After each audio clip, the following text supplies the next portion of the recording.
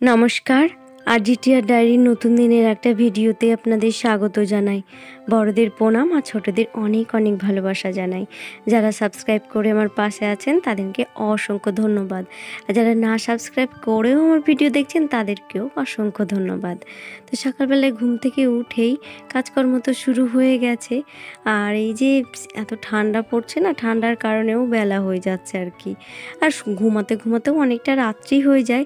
সেই জন্য সকালবেলায় উঠতে এত আলস্যি কী বলবো, একটু বেলা হয়েই যাচ্ছে ঘুম থেকে উঠতে।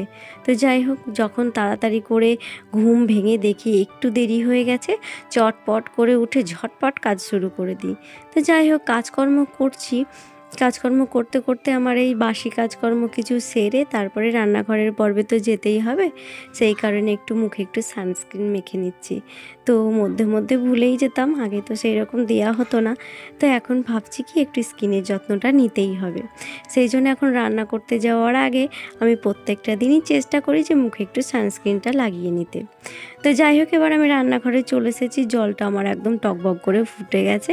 মানে টকবক করে যদি ফুটে যায় তাহলে চালটা ধুয়ে দিলে পরে ভাতটা একটু সাদা হয় আর কি, সেই জন্য। তো ঠিক আছে, আমি চালটা ধুয়ে দিলাম। তো এবার চালটা ধুয়ে দেওয়া হয়ে গেছে। তারপরে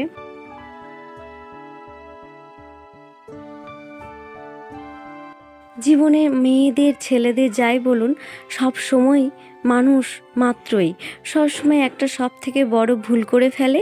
সেই ভুলটার জন্য সারা জীবন তাকে মাসুল দিয়ে যেতেই হয় আর কি। তো ঠিক আছে, সেই মাসুলটা দিয়ে যেতেই হবে। সেই সময় যে মাসুলটা দিচ্ছে, মানে না এদিকে না ওদিকে, দু নৌকায় পা দিয়ে চলে যাওয়া হয়। সেই দু নৌকায় পা দিয়ে চললেও অনেক সময় দুই দিকটা বজায় থাকে, কিন্তু নৌকা যখন দুই দিকে ভাগ হয়ে যায় তখন মধ্যিখানে ডুবে যেতে হয় সেই নদীর। সেই হাল হচ্ছে মানে আমারও। তো এখন 10 বছর বিয়ে হওয়া হয়ে গেছে, মানে এত দিনে শুনতে হচ্ছে, মানে নিজের বাড়ি না থাকলে যেটা হয়, নিজের বাড়ি ঘর না থাকলে পরে শুনতে হয় আর কি, বাড়ি থেকে বেরিয়ে যাও। প্রত্যেকজনকেই শুনতে হয়। নিজস্ব কিছু না থাকে, নিজস্ব বাড়ি ঘর বিশেষ করে না থাকে, তাকে তো শুনতেই হবে বাড়ি থেকে বেরিয়ে যাও। এটা প্রত্যেকের জীবনেই হয়। যার যেটা নেই তাকে সেই জায়গাটাই দুর্বল, মানে যার যেই জায়গাটা দুর্বল তাকে সেখানে আঘাত করা হয় আর কি। তো আমার একার বলে না, এটা প্রত্যেকের জন্যই। কিন্তু এই সাধারণ জিনিসগুলো মেনে নিতে না খুব কষ্ট হয়। যত এগুলো সাদামাটা হয়ে থাকুক তবুও কষ্ট হয়। তাই ভাবি যে জীবনে সবথেকে ভুল করা বিয়ে করাটা। তো যাই হোক, এখন কিচ্ছু উপায় নেই, এখন দু নৌকায় পা দিয়ে চলছি। কারণ এখন বাচ্চা কাচ্চা হয়ে গেছে, তাদেরকেও তো মানুষ করব। কোনো কিছু করব ভাবলেও সেটা করে উঠতে পারছি না। তার কারণ হচ্ছে তাদের পেছনে সময় দিতে গিয়ে আর এক্সট্রা কিছু করে ওঠা যাচ্ছে না। আর তারা ওই প্রচণ্ড পরিমাণেই বাচ্চা। সেই বাচ্চাদেরকে সময় দিতে দিতে আমার সময়টা কেটে যায়, মানে তাদের পেছনে তাদের সঙ্গে কাজ করতে করতে, তাদেরকে খাওয়ানো ধোয়ানো থেকে শুরু করে পড়াশোনা করা এইসব করতে করতে সময়টা সারা দিন রাতটা ব্যয় হয়েই যায়। তো ওদেরকে চালিয়ে আমার যেইটুকু সময় থাকে ভাবি আমি এক্সট্রা কিছু করব, কিন্তু সেটা আর করে উঠতে পারছি না। ভাবছি কিন্তু আর সফল করতে পারছি না। তো এবার আমি রান্নাবান্নাও করছি একটু। আজকে বড়ি, আলু, টমেটো আর মটরশুঁটি দিয়ে করছি। ভাবছিলাম কি আমার ছেলে মেয়ে খাবে কি খাবে না। তো দেখলাম কি তারা মানে খাওয়ার সময় ভালোই চেটেপুটে খাচ্ছিল আর খুব পছন্দও করেছে রান্নাটা। এবার বলছিল আর একদিন করবে। তো আমি বললাম ঠিক আছে, আর একদিন করে দেবো। তো আমি চেষ্টা করছি খুব তাড়াতাড়ি কিছু একটা করার, কিন্তু যতই চেষ্টা করছি রাত্রেবেলায় হয়তো চেষ্টা করছি, মানে মনে মনে ভাবছি, ভেবে ঘুমাচ্ছি, কিন্তু সকালবেলায় উঠলে সবই ভুলে যাচ্ছি।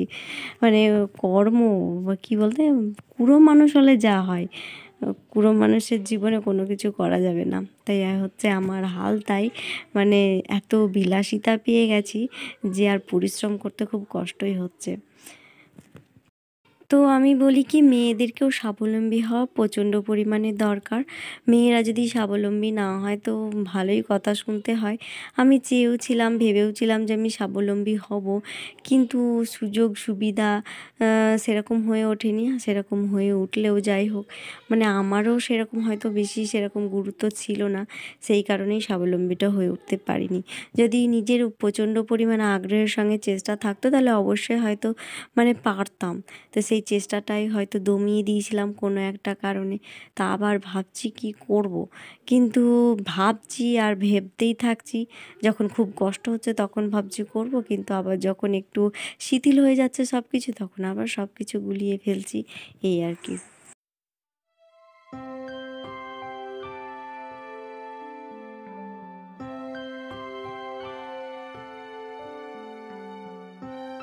একটা কথাই আছে না, তেল মাথায় তেল সবাই দেয় আর তেল না মাথায় তেল কেউ দিতে চায় না। এটা একদম বাস্তব কথা কিন্তু।